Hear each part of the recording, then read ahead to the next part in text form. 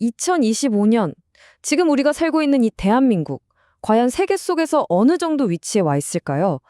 여러 가지 객관적인 지표들을 가지고 우리나라의 현재 위치를 한번 딱 짚어보고요. 우리가 뭘 잘했고 또 앞으로는 어떤 숙제들이 남아있는지 한번 속 시원하게 들여다보겠습니다. 그럼 먼저 우리나라의 성적표에서 아주 잘한 과목들, 그러니까 우리의 자산이 뭔지부터 한번 살펴보겠습니다. 첫 번째 자산, 뭐니 해도 바로 경제력이죠. IMF가 내다보기로 2025년 우리나라 경제 규모가 세계 12위에서 13위 정도가 될 거라고 합니다. 전 세계의 나라가 200개가 넘는데 그중에서 12등, 13등이라니 정말 대단한 성과 아니겠습니까?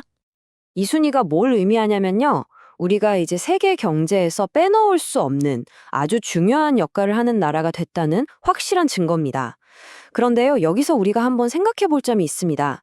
나라 전체는 이렇게 부자가 됐는데 과연 우리 개개인의 삶도 그만큼 풍요로워졌을까 하는 점이죠. 1인당 GDP 순위는 전체 경제 규모 순위보다 좀 뒤처지거든요. 이게 바로 우리가 앞으로 꼭 풀어야 할 숙제라고 할 수 있겠습니다. 경제력만 강한 게 아닙니다. 이것도 정말 든든한 자산이죠. 바로 국방력입니다. 2025년 기준으로 세계 군사력 순위를 매겨봤더니 우리나라가 무려 5위에서 6위 수준이라고 합니다. 이게 어느 정도냐면 우리가 흔히 선진국이라고 하는 G7 국가들, 이탈리아나 독일보다도 더 높은 순위인 겁니다.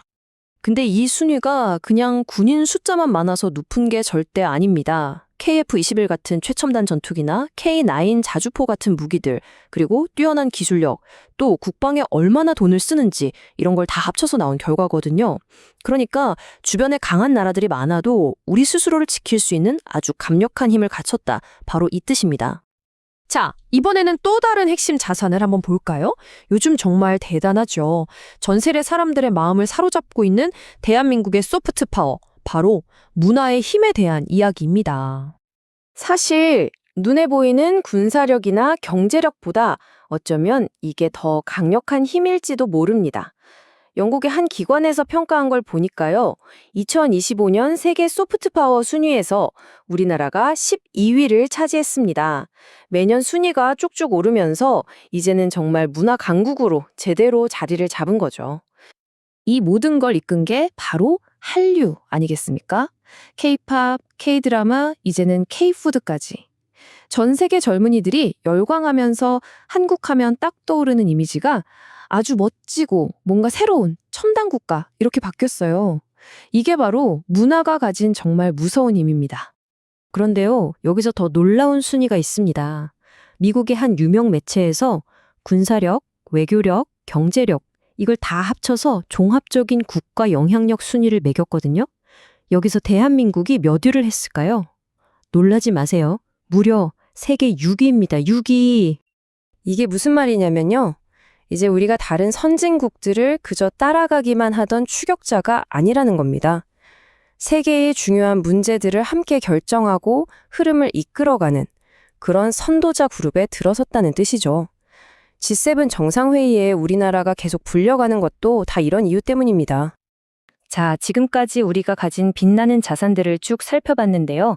이제는 좀 쓴소리를 할 시간입니다. 우리가 앞으로 해결해야 할 숙제들, 과제들을 아주 냉정하게 한번 짚어봐야 합니다.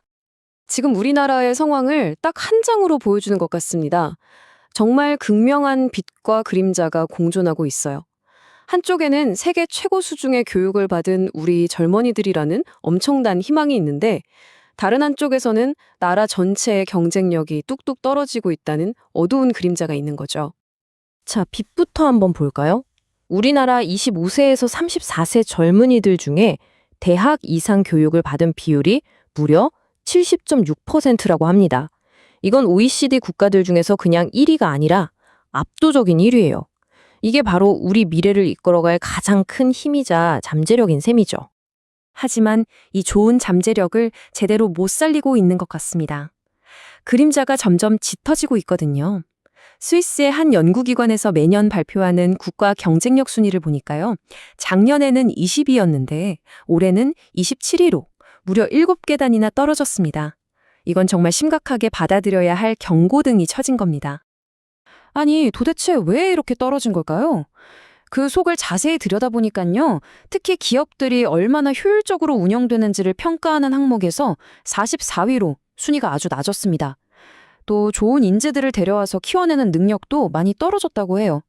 그러니까 한마디로 이겁니다. 세계 최고로 똑똑한 우리 청년들이 있는데 이들이 사회에 나와서 마음껏 능력을 펼칠 수 있는 환경은 제대로 갖춰져 있지 않다라는 아주 강력한 경고인 거죠. 자, 그럼 지금까지 살펴본 우리의 빛나는 자산과 또 무거운 과제들, 이걸 종합해서 결론을 한번 내려보겠습니다.